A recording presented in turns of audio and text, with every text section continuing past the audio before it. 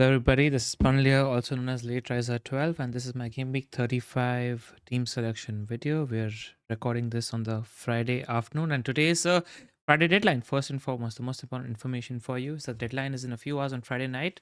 So make sure you're getting your transfers and locking your teams in on Friday, and don't forget to lock your teams.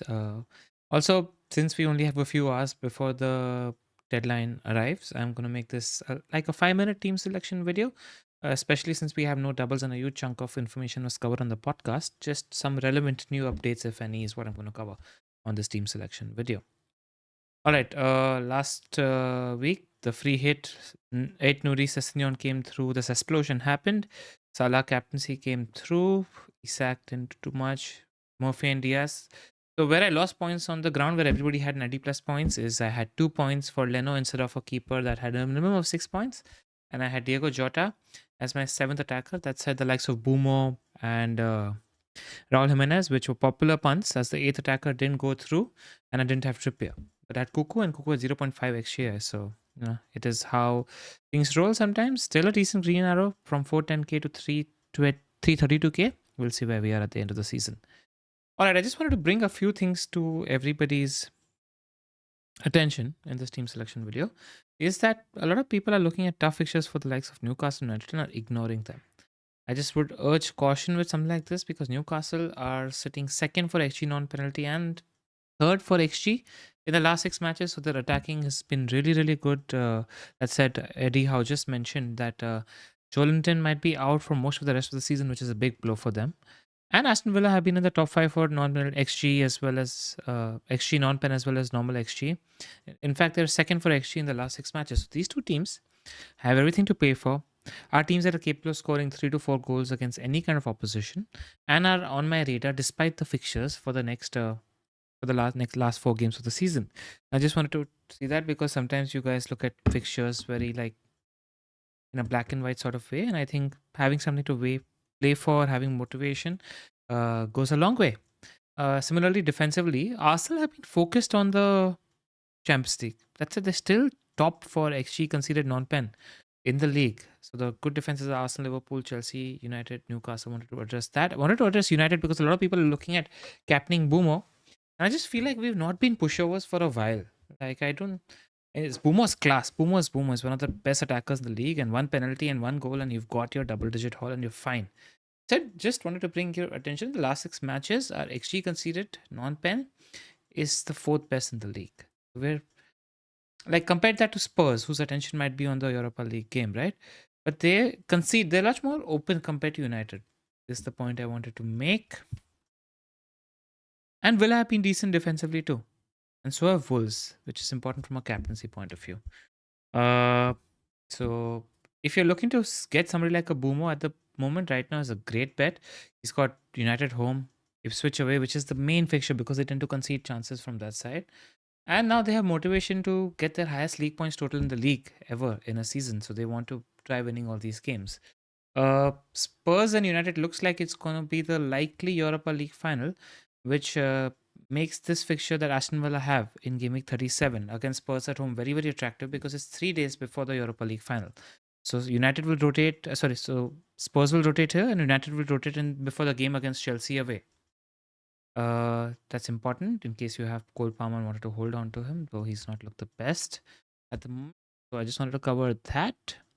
And Bukayo Saka is a decision that people are talking about. Who do you sell him? Arsenal are 1-0 down, and they have an away tie against PSG. So he probably plays 30 minutes at max in the game against Bournemouth at home. Then he's got Liverpool and Newcastle. The problem is, if you want him for Southampton away, do you want to spend 2 transfers out of your remaining transfers, 1 to sell him and 1 to get him back? That's a decision to make, and I think largely depends on captaincy. If you're comfortable captaining Boomer, fair enough, but I'm not comfortable captaining Boomer. He's a great asset, and I think he's just somebody you can take on if the template is going there. City have 2.4 goals projected against Wolves, so this is the fixture to target.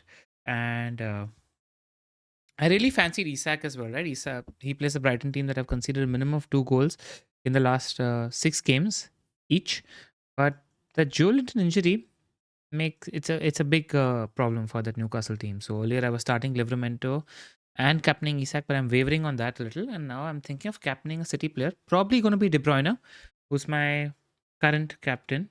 You might not see in the busty, but he's my captain at the moment. Because he's got 10 returns in 10 games against Wolves. His points are aesthetically pleasing.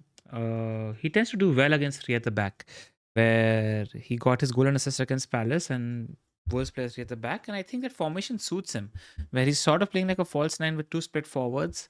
And I don't think this game is where there's a threat. And I want to captain him before the season ends. You know, Hail Mary, I'm sitting at 330k, not much to lose. He's a fairly decent differential. So I reckon I'm off Isak because of the Joe Linton thing. I just still think it's going to be an open game with goals. You could see like a 2-2, 3-2 game, and Isak will do well.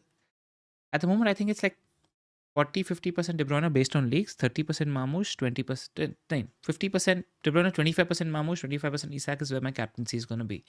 And I'm looking to save because Watkins is my number one target. I can't get to him without a hit.